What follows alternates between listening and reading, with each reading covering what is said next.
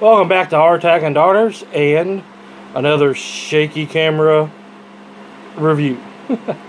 Little joke here. Now we're going to do next in our shotgun series and another gun show pickup from several years ago, and we'll talk about what it was missing and what got it back to running again. And what is it? So what we have here, as you can see, we'll do our flyby. As we got to say,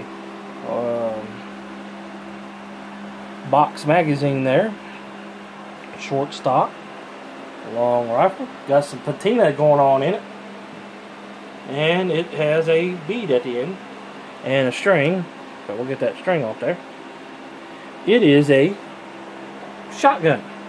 We got some rudimentary rear sights right here, which helps, and looked like it had black paint to begin with. What we have here, if you can't see it, is a Mossberg & Son, New Haven, Connecticut, Model 8410 shotgun, patent applied for. Wow, I'm pretty sure they got the patent on this bad boy. It is a bolt-action 410 shotgun. It is the second 410 shotgun I've ever owned in my life, and still have it. This right here, nut here, you bust that loose, and you can pull the action from the stock for cleaning purposes. So we're going to talk about I picked it up. I'm a sucker for weird looking shotguns, I guess, or good deals on shotguns. What we have here is a bent bolt handle, which is, I don't know if it came that way originally or not, but it's the way it is now. And or was it just a T handle? I don't know. If anybody's got one of these, let me know. It has a 3-round capacity magazine and one in the chamber, so you can hold 4 rounds. It has a round safety here. It is cock on close. Well, most of the time. You can manually pull the cocking hammer back to cock it. So, there it is cocked. It is unloaded, of course. Safety checked already. And there we go. Now you're going to say, why in the world is that screw there? Well, I found out the reason why the guy was selling it for 50 bucks. Now, this was 7-8 years ago. He says it doesn't cock. And I figured, oh, hell, I can fix that. And I did. Because I jammed that screw in there 8 years ago with the intention of getting the original part for it, or replacement part for it, so it would cock. So that right there, with that screw missing, would keep the bolt from cocking. So it would keep that bolt from cocking or locking back, and basically on the sear, I guess. So, and then that's what he says. So I did that for testing purposes. So I took it out there to the range, and lo and behold, shot 100 rounds of 410 out of it, because I had a whole bunch of it. And it worked. And I forgot about it until today. And to be honest with you, I'll probably forget about it again, because it doesn't look good. It works. It's worked for the last 10 years, 8 years. And I find it a little bit better for, I kind of use it as a sight post for the rear instead of these right here with the bead. Kind of makes it a little bit more accurate for me. So since it works, why mess with it? If it's not broke, don't fix it, right? So one of these days I may get the right piece for it, the right screw. I'm pretty sure it's supposed to be flat, or not even that tall. So, or cut that one down. I don't know. I might just leave it there, because it's just a little quirk on it. It doesn't hurt it. It fixed the gun. So again, if it's not broke, don't mix with it. Maybe one of these days I'll get crazy with it and drop the magazine out of it and stick one of those 410 AR-15 shotgun mags in there. That'd be pretty cool, wouldn't it? Bolt action 410 with a 10 round magazine. No, I'm not going to do that. That's too much work. Anyway, so it's old Mossberg 80. Again, like I talked about in the Sweet 16, 16 gauge shotgun video. These things are out there and they are plenty cheap. They're good guns to start out the young children with shooting. They're good guns just to go out and shoot at the range with. They're good hunting rifle or hunting shotguns. I wouldn't use this for home defense, but you could in a pinch.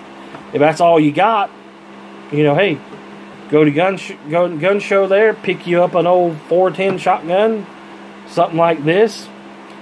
Go to Wally World, pick you up some Magnum turkey rounds for 410 or some double-aught buckshot for 410. Hey, you're in business for home defense for less than 60 bucks sometimes. Now prices do vary on these things, you know, from anywhere from 50, I'm going to say, at the lowest end of the spectrum, up to 150, sometimes $200, depending on how much finish is left, you know, because this gun was used, no doubt about it. You can tell by the finish being worn off on it. Looked like it had blue on it at one time. Yeah, but it's got a nice patina on there right now, so we're not going to mess with that. I like it. Good old gun, fun gun to shoot, good gun to teach both my girls on how to shoot shotguns with. Works out real fine. Another little oddball gun that no one would probably look at a gun show. It's kind of funny. They're out there, they're inexpensive, and you can, if you want to be a shotgun collector or 22 long rifle collector, there's all kinds of these guns floating around at the gun shows that that great grandpa and boomers and would have. That no, nothing wrong with boomers, by the way. I'm a Gen Xer, so I can't really say a whole lot.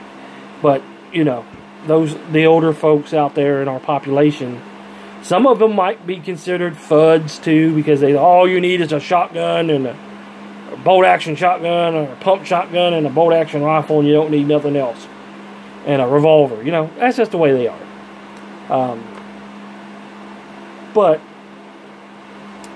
these are fun guns to have around. They usually shoot extremely well. And if you do find one that needs parts, they're usually easily fixed. Kind of like my Marlin 410 shotgun. That's just the way that gun was designed, come to find out. If y'all were paying attention on that one or following that one, the old Marlin 410 single shotgun operates that way. Where you have to put the gun on safe first, then cock it. So this one doesn't have that. It doesn't really have a safety either. So let me look here. Let's see if I get a good picture here. Get it right here. Pull it that way. And it does. It has a manual safety. And I kind of thought it did. Kind of like a Mosin Nagant. Kind of crazy. So basically what you do is you got to pull back and you turn it. And then that cocks it. Okay. And there you go, firing it. So you can pull it back this way too. Let me get a good picture of that. Alright. Here we go again. Pull it again and you turn it. And it locks in right there. You see where it locks in at? Okay, it locks in right there. And then there's your safety. Disconnects it. Turn it. You're ready to fire. Oh. There's cocking it. There's safety, so you can turn it. Hold into the cock position. And fire. Right there, it looks like, I bet if you take the bolt down, that's the end of the firing pin right there. So that's probably how you're going to adjust the firing pin on it. So let's look at the inside here. Got your extractor there. There's your ejector. Let's see here. Let's see if we can do that again. Alright, so here's your extractor. Right there. So now pick it up and get it on the rim. Pull it back. There's your injector right there. There's your magazine. So So let's show you how it loads. And it is pretty well clean from the last time. So you just stick it in there like that against the ejector, and you push it down, and then the ejector holds the round in. So we'll do another one. There's 2 in there. We'll do another one. And I don't think it'll hold 4. Oh. I am wrong. I stand corrected. It will, well, let me see if I can get it here. Get the angle of it here for you guys, gals. See if it'll close. Yeah, it's not going to close on the 4 rounds, so you'll have to put it in so like that, pull it out, and that was one of those rounds that was out there. So anyway, what I'm going to do now is I'm going to unload the gun, but we'll keep it like here for right now.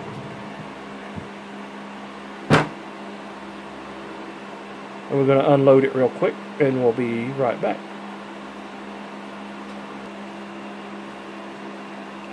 Alright, so what we had here is a jam, and we fixed it. There we go. I'm going to pull it out now, and pull that one out. Come on.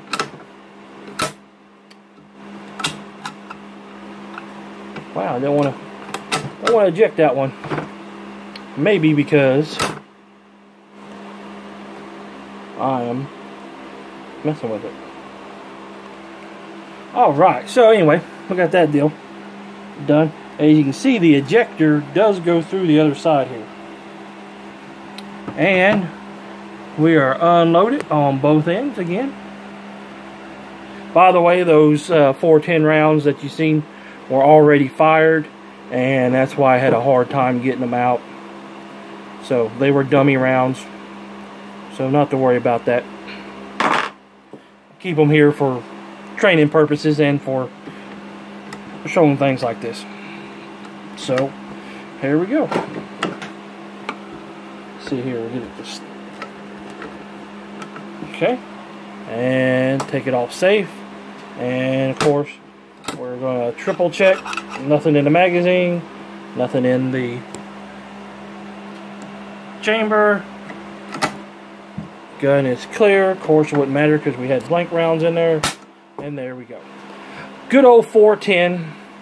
And I like showing the little problems like I just had on this, simply because I don't edit our videos at all, because I feel that that's a disservice to some people.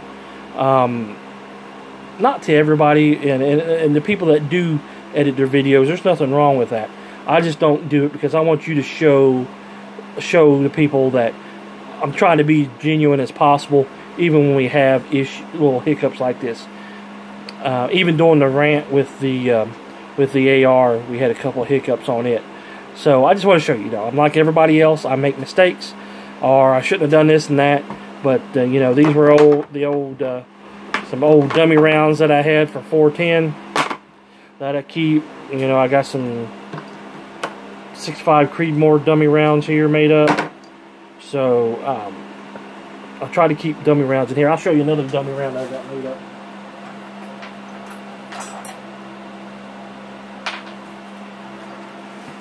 Something else here is a 38 special. Basically all it is just got a wad cutter loaded in it, no powder and no primer. So I'll use these two sometimes.